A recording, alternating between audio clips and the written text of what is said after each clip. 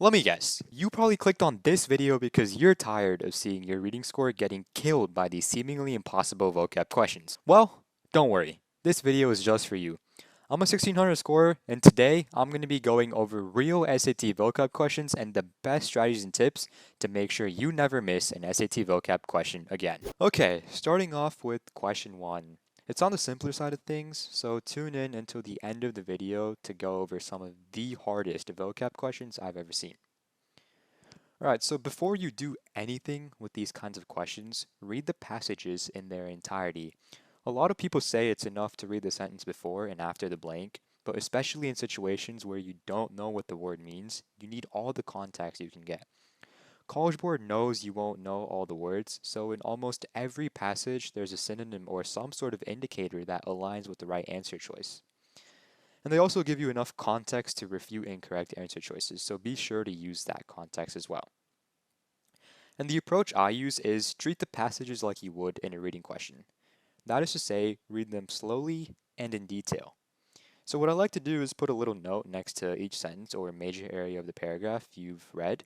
And what that does is it paints a clearer picture of any continuities or contrasts between sentences, and this is what these details are important in terms of picking the right answer.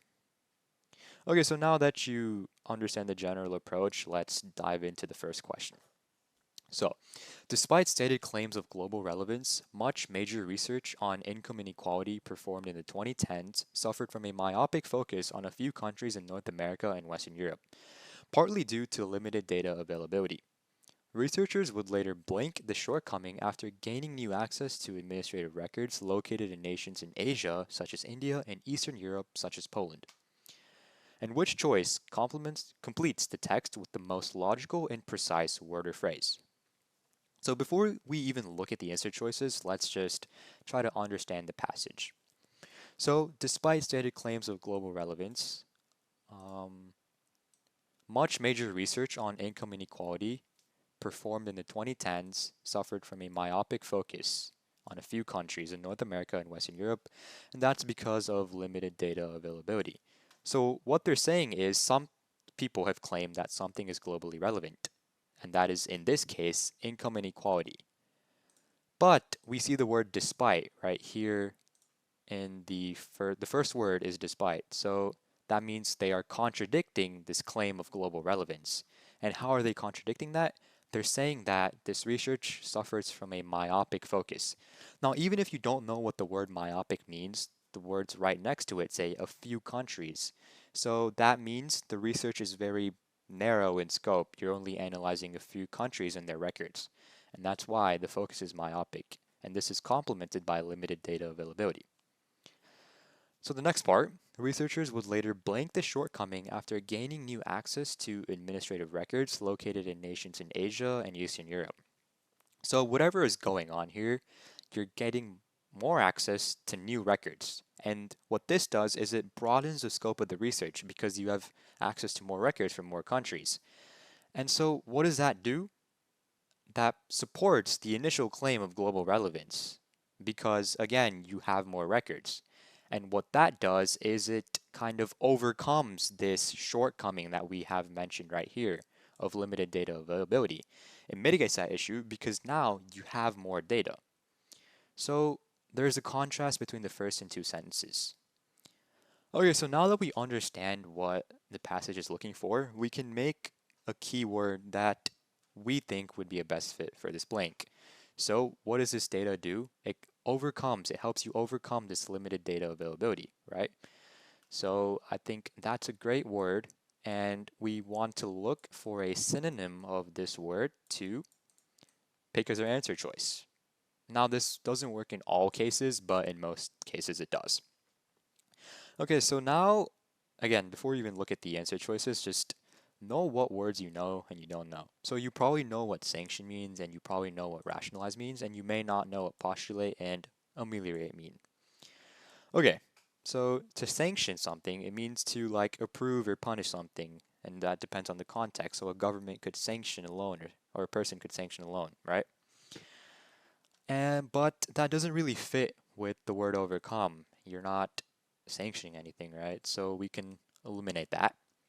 And let's move on to rationalize. So rationalize means to make excuses or try and justify something that may not be reasonable. Which this doesn't really match the tone of researchers addressing a data gap by, expanding their access. So we can also get rid of that. So now let's look at the two words we may not know. Postulate means to suggest or assume something as a basis for reasoning. You've probably, even if you don't know what the word means, you've probably seen it associated with scientific contexts where you are like hypothesizing something or theorizing something. But again, assuming something as a basis for reasoning isn't about fixing a problem, isn't about overcoming anything. So that doesn't make any sense. So even if you don't know what the word ameliorate means, you've you have enough knowledge and enough context to refute the other three words. So the biggest tip I have is just because you don't know what a word means, don't eliminate it. It might be the right answer choices simply because you know that everything else is wrong. But what ameliorate means is to make something better or improve it. That directly fits with this context of overcoming or mitigating an issue. And that's why C is your answer. Okay, moving on to question number 2. So some social scientists say that while a government with effective checks and balances is key to democracy, public understanding of history is also central to public comprehension of state politics. And if a citizenry is to function, historical issues cannot remain the province of only specialists. In short, knowledge of history is not blank and must not be left to historians alone. Which choice completes the text with the most logical and precise order phrase? So before we get into the answer choices, let's just understand the passage first. So basically, what it is arguing for is that the knowledge of history is largely left to historians alone, right? The perception in general is that the public in general, don't need to know a lot of history, and this is only really relevant for people who specialize in that field. But what the passage is talking about is the public does need this comprehension of history because they need to understand their political system, and society needs to understand this political system in order to flourish. So that's what it's advocating for. So keep that in mind when we look at the answer choices. So let's just take a look at what we may know and what we might not know. So superfluous, that's not a very common word. We might not know that. Equitable, again, it's not very commonly seen, but you know the word equal, right? So that's probably a connection you can make to get the word equitable. Commonplace is something that a lot of people might know, and unattainable is definitely something that a lot of people might know. So let's just skip superfluous now and let's start at equitable. So equitable, equal means fair, so equitable kind of also means the same thing. It means fair or impartial. But that doesn't really fit in either grammatically or logically in the sentence, so we can comfortably get rid of that. Commonplace, common, right? So commonplace means ordinary or unremarkable. Again, that would weaken the argument about history being vital to public understanding. That directly contradicts what we want. So that can be eliminated. And unattainable means something that is not attainable. So if you would put that in the blank, that would essentially say that the knowledge of history is actually attainable, and that's not the problem. The problem is that the public needs to make an effort to attain that knowledge. So that might work, so let's just leave it there. Let's just leave that for now. And let's go back to superfluous. So there's not really a lot of roots that would really help you get the meaning of this word. And a lot of words in the SAT are like that. Like might just not know what they mean, and there's really nothing you can do to understand it. So let's just leave superfluous there. But what we do know is the meaning of unattainable. So does that fit in this context? Are they really talking about if history is attainable or not? No. What they're talking about is why the public understanding of history is so vital to society. So a lot of people I've seen answer this question have just picked unattainable and tried to justify it in their own way, just because they don't know what superfluous means. But if you logically think about it, there's just no way that unattainable makes sense, because it's not the scope of the passage. And so even if you didn't know what superfluous meant, you would have to pick that because you have enough reasoning to eliminate the other three answer choices. But basically, superfluous means unnecessary or excessive, and that perfectly fits in this context because it's saying, in short, knowledge of history is not unnecessary. It is very important, and therefore it must not be left to historians alone. And that's why you get A. Okay, moving on to question number 3. Difficulties of documenting nocturnal pollinator visits and a general focus on diurnal invertebrate pollinators, such as we'll just call that VB, have resulted in something of information on nocturnal moth pollination of plants, such as RFL aggregate, but Max Anderson and other researchers have addressed this by utilizing infrared technology. So before we go into the answer choices, let's just take a look at what the passage is kind of saying. So there's a lot of scientific jargon, but that's not really relevant to what the question is because the SAT and College Board knows that you're not going to know what all this stuff means. So they have enough information and context for you to understand generally what they're trying to convey. So, difficulties of documenting and a general focus. So if you have a difficulty of documenting something in a very general focus, and that results in some sort of information, that information is probably very inaccurate, right? Because it's not very concrete. It doesn't have a solid foundation.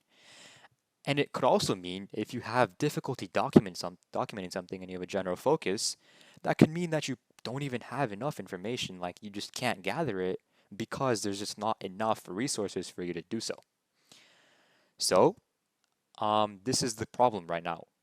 But Max Anderson and his team have addressed this by utilizing infrared technology. So whatever this technology is doing, it's either making sure that that information is more accurate, or it's just giving you more information in general, allowing you to get that information. So keep that in mind as we move on to the answer choices. Okay, so which choice completes the text with the most logical and precise word or phrase? Now, these words are pretty hard. A lot of y'all, there's a good chance that you might not know what any of these mean. But even if you don't know that, use whatever you can to kind of narrow it down. And I'll kind of walk you through that process. So, let's see. What is the word that you most likely know? I would say aggregation. Probably seen that a decent amount in your life, right? So, what does aggregate mean? Aggregate means like a collection to kind of group things together. So aggregation means a collection or a grouping of things. And this is the exact opposite of what we want. It's an antonym kind of, because we're talking about too little or inaccurate information, not a collection of it. That doesn't make any sense, right? So we can get rid of B.